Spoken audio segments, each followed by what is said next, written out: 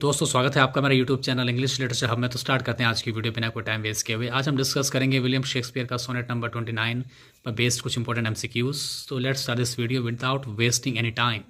Question number first, what is the primary turn, volta और shift in speaker's emotional state in sonnet number 29। Sonnet number 29 के अंदर जो speaker का जो primary turn है यानी जो शिफ्ट है, जो चेंज है उसकी इमोशनल स्टेट में, उसमें हमें कौन सी फीलिंग नज़र आती है। ऑप्शन आपके सामने, A. From joy to deep depression. B. From self-loathing and envy to gratitude and joy. C. From love for a friend to anger at a mistress. D. From religious devotion to worldly ambition.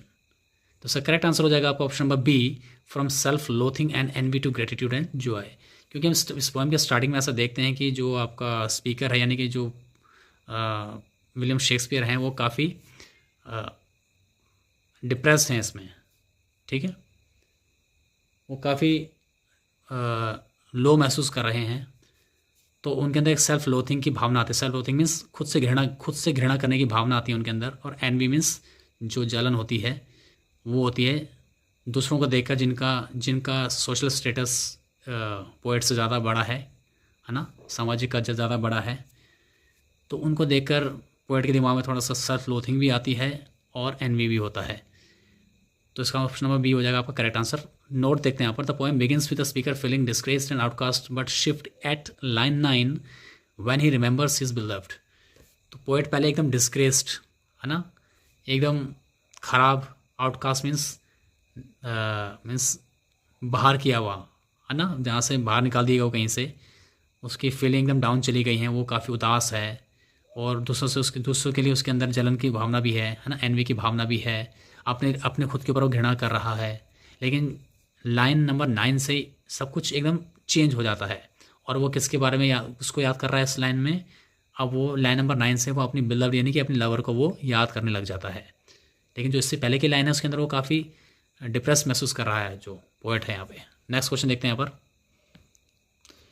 In the line, like to the lark at break of day rising, what literary device is used to describe the speaker's change in mood? इस line के अंदर, जो line आपकी quotation के अंदर है, इस line के अंदर कौन सा आपका लिटरेरी डिवाइस या फिर पोएट्री डिवाइस यूज़ हुआ है आपको वो बताना। आपको option number A metaphor, B personification, C simile, D hyperbole. Note देखेंगे यहाँ पर पहले। तो इसका करेक्ट आंसर हो जाएगा ऑप्शन नंबर सी सिमिल। वो कैसे पता चला आपको?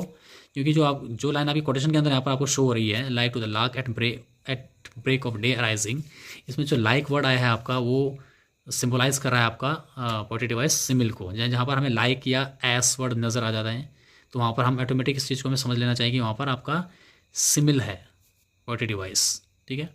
नोट यहाँ पर देखते हैं, the word like signals a simile comparing his rising spirit to a bird flying towards the heaven. तो ठीक है, नेक्स्ट यहाँ पर देखते हैं question number third, what does the speaker mean when he says he look upon my self and curse my feet.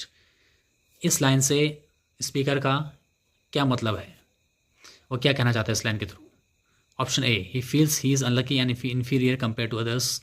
B, he believes he is destined to be a great king. C, he is angry at his friend for betraying him. D, he is mourning the death of a loved one. जिसका correct answer हो जाएगा आपका option number A, he feels he is unlucky and inferior compare to others. तो इस line के अंदर जो poet है आपका विलियम शेक्सपियर है वो काफ़ी अनलकी फील कर रहे हैं खुद को, काफ़ी इन्फीरियर मीन्स खुद के लिए काफ़ी सैड महसूस कर रहे हैं, खुद के लिए काफ़ी नेगेटिव महसूस कर रहे हैं यहाँ पर, जब वो अब खुद को दूसरों से कंपेयर करते हैं यहाँ पे। तो ऑप्शन नंबर ए होगा आपका करेक्ट आंसर। नोट यहाँ पे देखते हैं, the first octave focuses on the speaker's envy of others who have more hope, better features and more friends. तो इस स्टैंजा के, इस पोएम के फर्स्ट जो 8 लाइन है वो फोकस कर रही है स्पीकर की जो एनवी है, मीन्स उसकी जो जलन की भावना है ना, दूसरों के लिए, जो जिनकी कंडीशन राइटर से काफ़ी ज़्यादा अच्छी है, उनके फीचर्स राइटर से ज़्यादा अच्छे हैं, वो ज़्यादा होपफुल भी हैं, उनके पास ज़्यादा दोस्त भी हैं, इसलिए राइटर को उनसे जलन हो रही है। तो ऑप्शन ए होगा करेक्ट आंसर। नेक्स्ट क्वेश्चन देखते हैं यहाँ पर। Question number 4, according to the final couplet why does the speaker refuse to change his state with kings. इस स्टैंजा के इस सोनेट के फाइनल जो कपलेट है यानी फाइनल 2 लाइन्स जो हैं आपकी, उसके अंदर जो स्पीकर है वो अपनी जो अवस्था है, अपनी जो इसकी जो कंडीशन है, स्टेट है, उसको वो राजा से चेंज क्यों नहीं करना चाहता। यानी जिस स्टेट में वो है अभी स्पीकर, वो उसी स्टेट में क्यों रहना चाहता है, वो खुद की स्टेट को किंग के साथ, जो किंग की जो किंग का जो सोशल स्टेटस होता है उसमें अपने आप को शिफ्ट क्यों नहीं करना चाहता वो। Option A, because he is richer than a king in actual money. B, because he believes kings are inherently evil. C, because the memory of the sweet love brings him more wealth than a kingdom.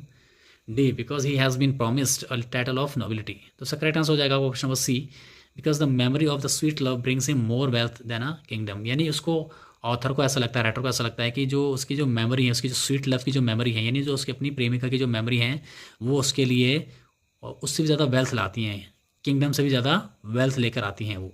यानी अगर वो राजा बन जाएगा तो उसको वो सब wealth नहीं मिल पाएगी, लेकिन अगर वो एक लवर रहेगा और जो उसको जब वो अपनी स्वीट बिलव्ड को याद करेगा तो वो उसके लिए ज़्यादा वेल्थ लेकर आएंगे, बजाय एक राजा के मतलब एक राज्य का राजा बनने के हिसाब से। तो उसको ऐसा लगता है।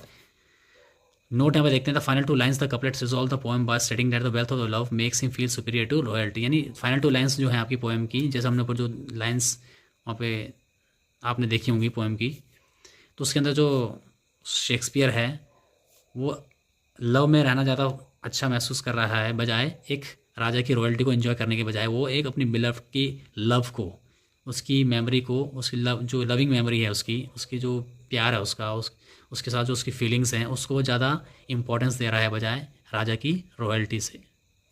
नेक्स्ट यहाँ पर देखते हैं question number 5, what is the specific rhyming scheme of this Shakespearean sonnet.